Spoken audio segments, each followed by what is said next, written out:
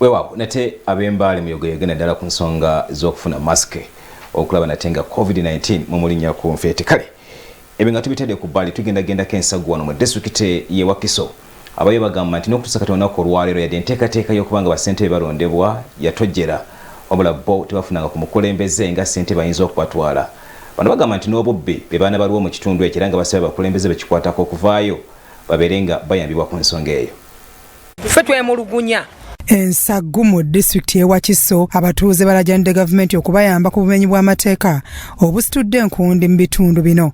Kati batutulugunyiza awo ne batuyigwako ekiyifuyifu ne bakola kitaata Museveni tuyambe jjajja musajja. Kino kidiridde okuba nti okuva lwe balonda bassentebe ab'ebyalo wano tebalonda era tebamufunanga nga n'ensonga nnyingi ziri mu kkooti ebakandalirizza tezikutula.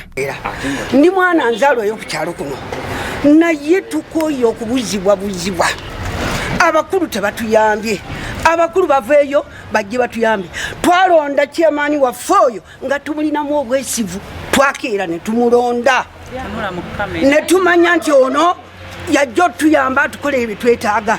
Kukeera enkya ne musanga wali omulambo nga gwagudde ne batuukira chairman yeyita chairman oyo Amiri n'atabaako na kyakola n'abula ku kyalo n'agenda. Embeera eno yaleetawo n'ekyokubanga ekyalo kino kiriko bassentebe babiri buli omu ne sitampu ye ekibuzaabuza abatuuze wa gye balina okuddukira. Teratwalayo musango teri kiki kyonna kyasobola kukola nga tene yeyita chairman talina wadde sitampu kati naye bakutemula ofiira bwereere kuba chairman tali. Amawulire nze kennyini nerabira ku sitampu ey'okubiri ng'ate ne Kagola ayina eyiye ate nga kanso mu kugaba yagaba gundi egi sitampu emu luno lwe bazzeemu okugaba empya. Kati abatuuze obudde buno beebuuza ku bonna ani chairman omutuufu bagamba omupiira guddemu guyibwe buto. Abatuuze bagamba singa waliwo obwerufu mu kulonda bino byonna tebyandibaddewo.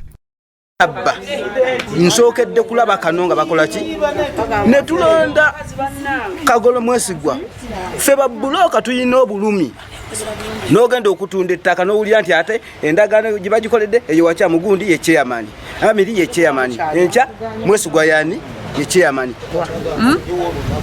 Emivuyo gitagwejo buli lunaku Electoral Commission be bagituletedde abantu bonna ebyabwe byaggwadda ne biterera nsaguya baakyo okuleka nga nguzi bannange ne musimba bulungi layini zammwe nabo ne baziraba n'abakayana bakimanyi nti twawangula naye era ne batulekera entalo ku kyalo.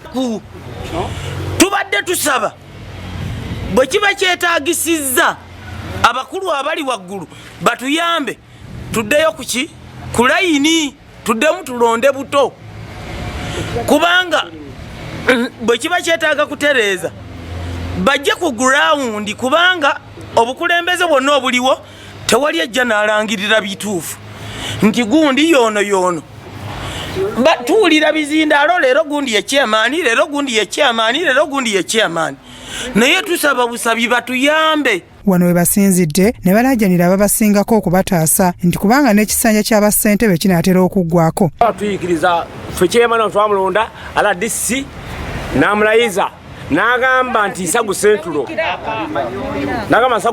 nti chairman Apollo Kagolo kati lwaki mugamba muntu atono chairman Amiri sitwala bintu ebyo muzawukana lwaki batubuulire Electoral Commission etubuulire chairman omutuufu yaani si yeyelonda tebamulondangako ffe twamulonda. Yali omubaka wa president mu district eno Nalongo Rose Kirabira yali nnyo mu nsonga zino kyokka n'akyusibwa okutwalibwa e Masindi nga tannaba kuziggusa.